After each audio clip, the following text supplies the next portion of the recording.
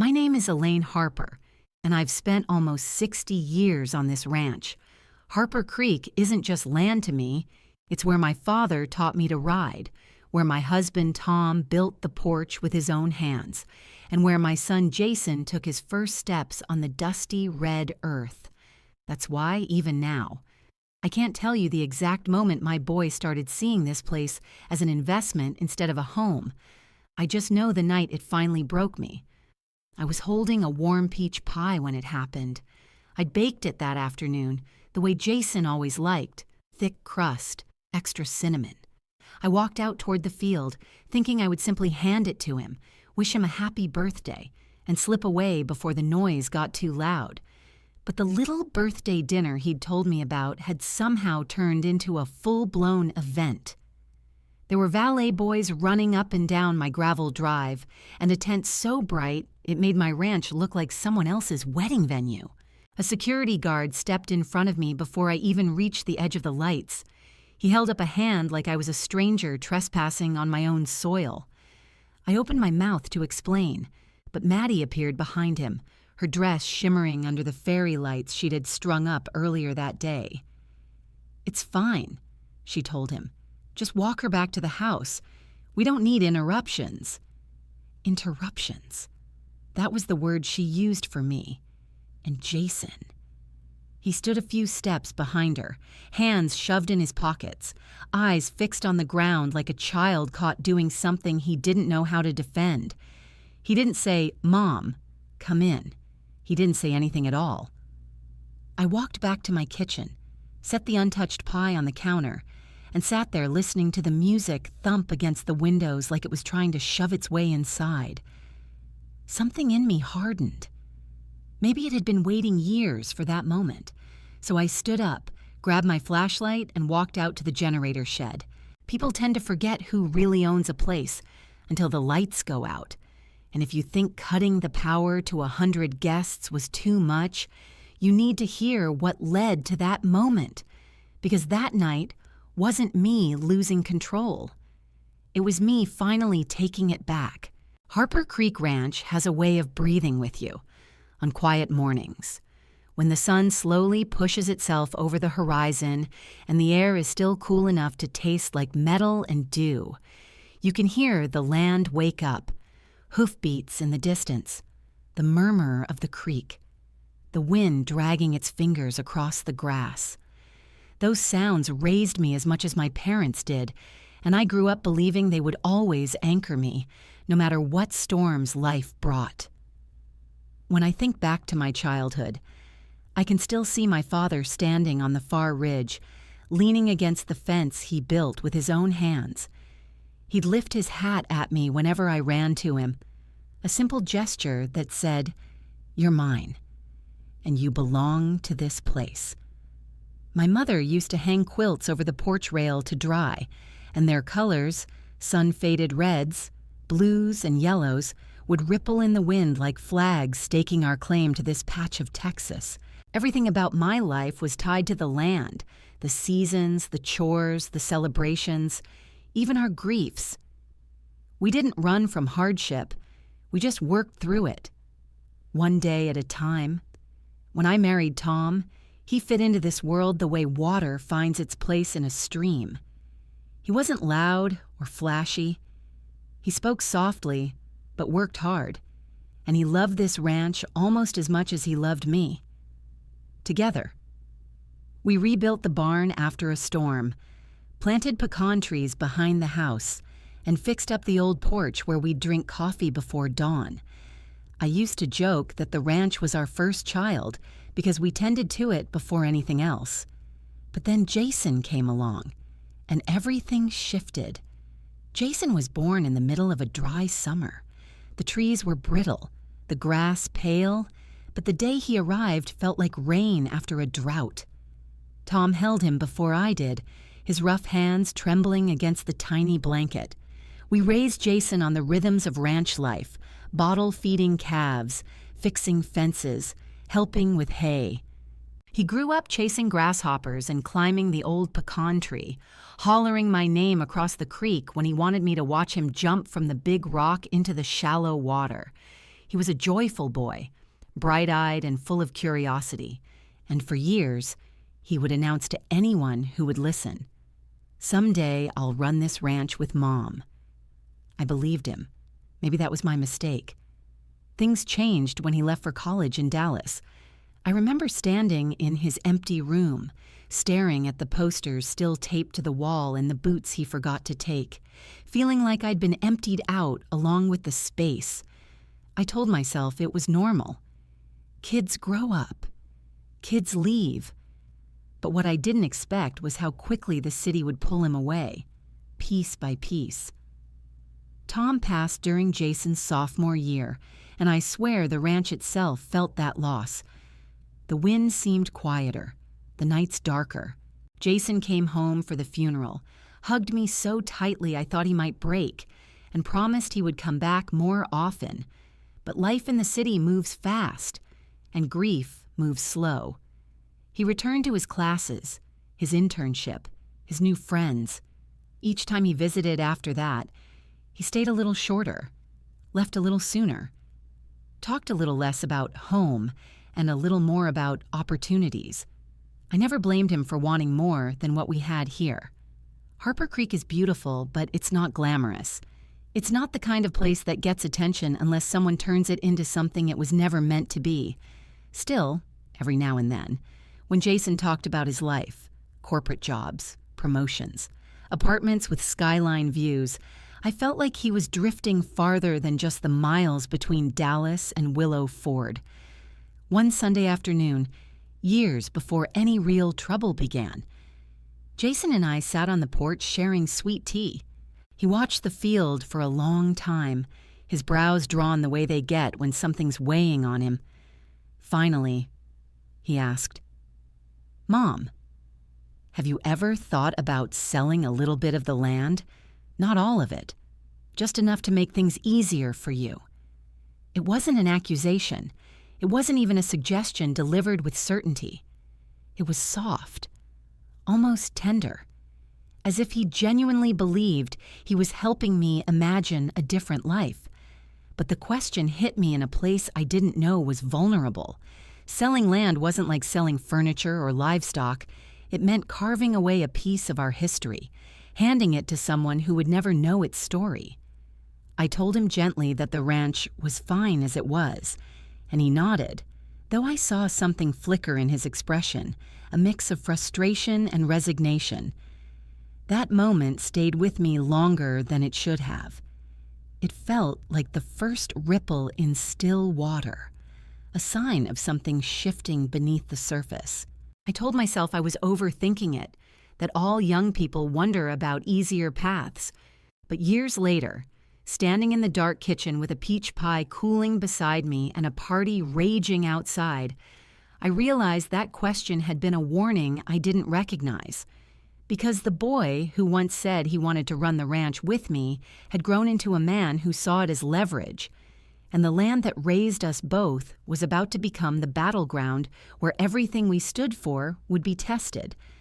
And that was before Maddie ever entered the picture. Jason didn't waste any time introducing Maddie. The moment he called to tell me about her, I could tell something was off. His voice wasn't the same. There was a kind of hesitation in it that I wasn't used to. "Mom, she's great. She's really into design and stuff," he said, almost like he was trying to convince himself as much as me. I didn't quite know what design and stuff meant, but I didn't press him for details. Instead, I just listened to the tone of his voice, something that had always been sure and confident before. But now, it felt different. The first time she came to visit, Maddie arrived wearing white sandals that had already gathered dust by the time she stepped out of the truck. She immediately started taking photos of the front gate, like we were part of a photo shoot for a magazine. Jason stood beside her, beaming with pride, his smile almost too wide, like he was showing off a trophy I hadn't been introduced to yet. I didn't say anything at first. I kept my thoughts to myself, the way I always did. But I couldn't help but notice how out of place Maddie seemed. She wasn't interested in the barn, or the horses, or the creek that ran through the back of the property.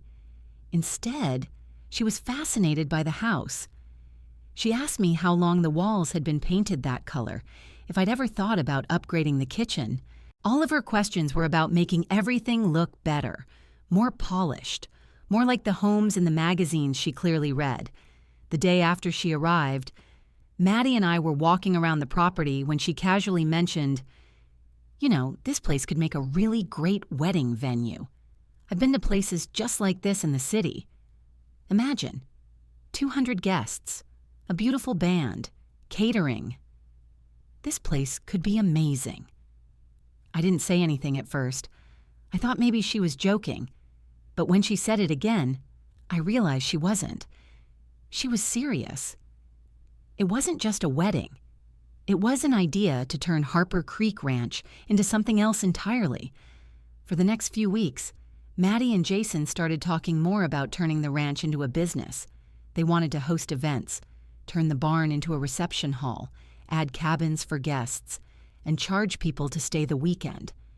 I tried to push it all aside, thinking maybe it was just an idea they'd drop. But Maddie didn't stop. She talked about it more, and the plans kept growing. It wasn't long before the conversation shifted. Jason started talking about selling part of the land to fund these new ideas. He said things like, "Mom, you've been here your whole life, but the land isn't making us any money anymore. This place could work for us if we gave it a chance." At first, I thought it was just a passing comment, but every time Maddie would bring it up, Jason seemed to agree a little more.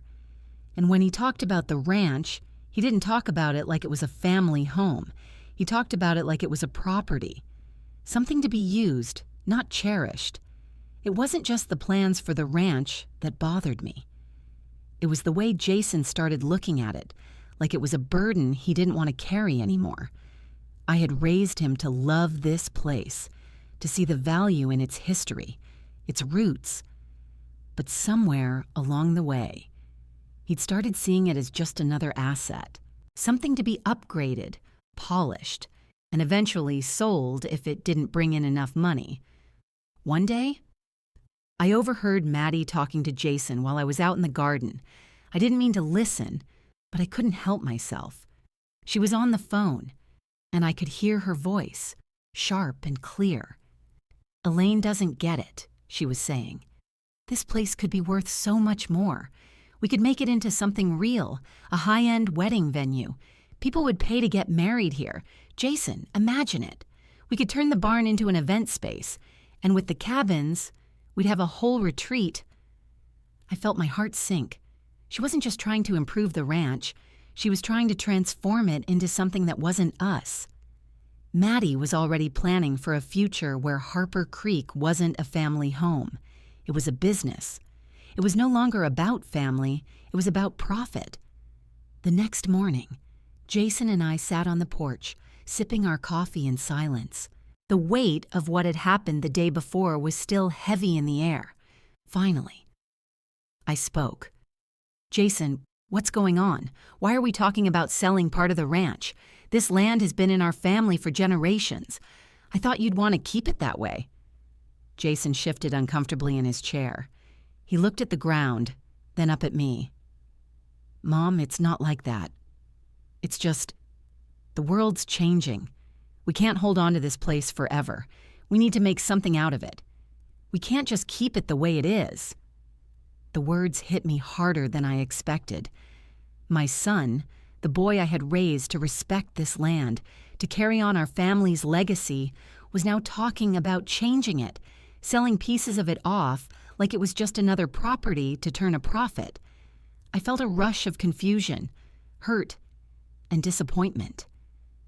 "Is this really what you want, Jason?" I asked quietly. "To turn this ranch into something else? Into a business?" Jason didn't say anything. He just looked at me, the weight of his words hanging in the air between us. I wasn't sure how to respond, or if I even had the words left to express what I was feeling. And that's when I realized Maddie wasn't the only one changing things. Jason was too. The wedding was the turning point. I had no idea what I was getting myself into when I agreed to let Jason and Maddie host their big day at Harper Creek. At first, it seemed harmless enough. After all, it was my son's wedding. How could I say no? Jason had promised it would be a simple celebration, just a few close friends and family, and the ranch would be the perfect backdrop for it. But when Maddie got involved, everything began to change. She wasn't satisfied with the ranch as it was. "It's beautiful, but we could do so much more with it," she'd say, as though she were an interior designer giving a home makeover. Slowly, little by little, she started making requests: new furniture for the living room, a grand chandelier for the dining hall, white curtains in the windows. I didn't mind at first. I thought she was just excited about the wedding, about making things special. But before long, her requests became demands. The walls needed to be painted, the floors replaced, the kitchen completely remodeled. "The photos will look so much better with a modern kitchen," she'd say, as if it was a small thing, just a little touch-up to make everything look pretty for the big day. Jason would agree with her, always nodding, always promising to help. It became clear, though, that this wasn't about a wedding. It was about turning the ranch into something it wasn't, something I didn't recognize. One afternoon, while I was out in the garden, I heard Maddie on the phone with someone.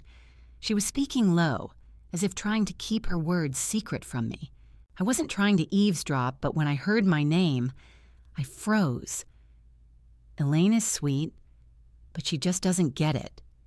This place is sitting on a gold mine. We could turn it into a full-scale wedding venue. Think about it, Jason. People will pay top dollar to get married here. We could turn the barn into a reception hall, build a few cabins for guests, and charge people to stay the weekend. My heart sank. She was already planning to change everything, my home, my history, my family's legacy, into something to profit from. My father's land, my mother's kitchen, the barn where Jason and I had spent countless hours fixing fences and caring for cattle. To Maddie, it wasn't a place of memories. It was an investment opportunity. That night, Jason and I were sitting on the porch, as we often did in the evenings when it was too hot to do anything else.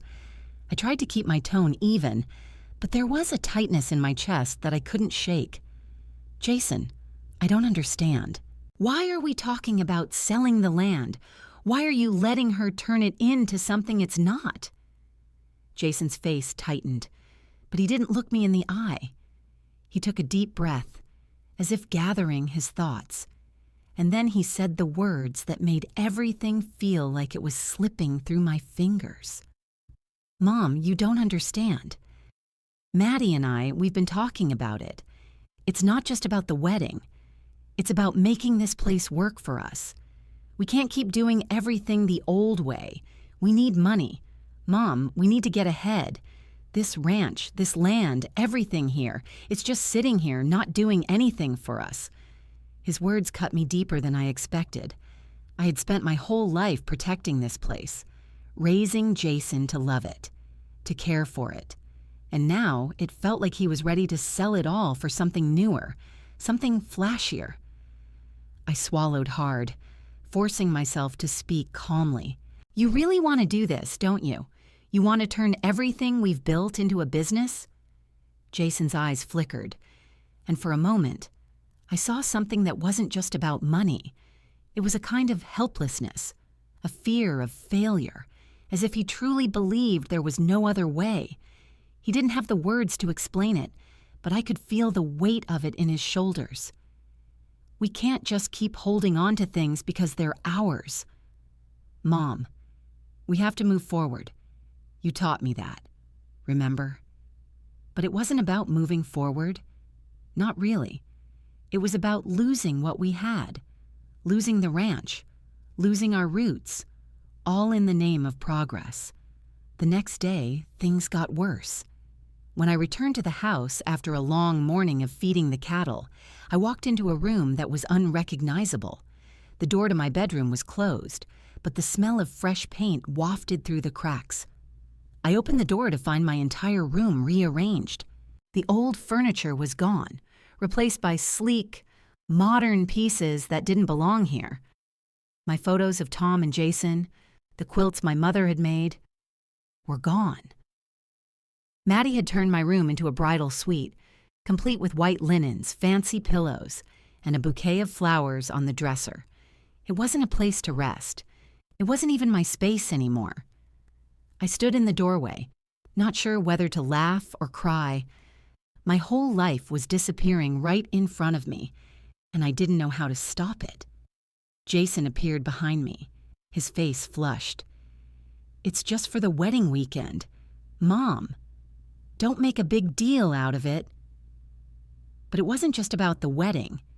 It was about everything that came after it. It was about the land, the house, and me, all of it being changed, piece by piece, into something I couldn't even recognize. I took a deep breath, trying to steady myself. "I never thought you'd do this, Jason. I thought we'd always be able to keep something of the past, something real." But as I looked at him, standing there like a stranger in my own home, I realized the truth. Jason wasn't the boy I raised anymore, and Maddie wasn't just a daughter-in-law. She was a force, one that had already started pushing me aside. Maddie and Jason's dream of turning Harper Creek Ranch into a profitable business crumbled faster than I had ever imagined. Their plan to turn the ranch into a wedding venue, full of charm and potential, failed to attract enough clients. The money they poured into it, money they didn't have, began slipping through their fingers. Maddie, ever the opportunist, tried to find new investors, but nothing stuck. Jason lost his job in the latest round of layoffs, and the financial strain became too much. With mounting debt and no plan, Maddie walked out on him. She found another man with more to offer, but even that relationship ended, as she was left with nothing but a pile of broken dreams and empty promises. When Jason returned to Harper Creek, he was not the same. The confident, ambitious man who had once spoken about using the ranch to build a legacy was gone. The man who stood before me now was weary, his clothes worn, his eyes tired and filled with regret. Gone was the vision of a prosperous future, replaced with the reality of failure. "I'm sorry, Mom," Jason said, his voice thick with emotion. He didn't meet my eyes, but I could feel the weight of his apology. I didn't immediately forgive him. The hurt, the betrayal, and the deep disappointment I felt from watching my son turn his back on everything we had built, on everything we believed in, was still fresh. Trust wasn't something I could just give back in an instant. It would take time, if it ever came back at all. We sat there in silence for what felt like hours. The quiet of Harper Creek, the land that had always been so familiar and comforting, now seemed to mirror the emptiness I felt inside. Jason had left, chasing a dream that wasn't ours, and now he was back, defeated. But despite everything, I couldn't bring myself to turn him away. "I don't know where we go from here," I said quietly, my voice heavy with the weight of everything that had happened. "But I'm not giving up on the ranch. This is my legacy, and I'm not letting go of it. Maybe one day, we would find a way to rebuild both the ranch and our relationship. Maybe we could find a way forward, together. But for now, I knew that Harper Creek was still mine, and that was all that mattered."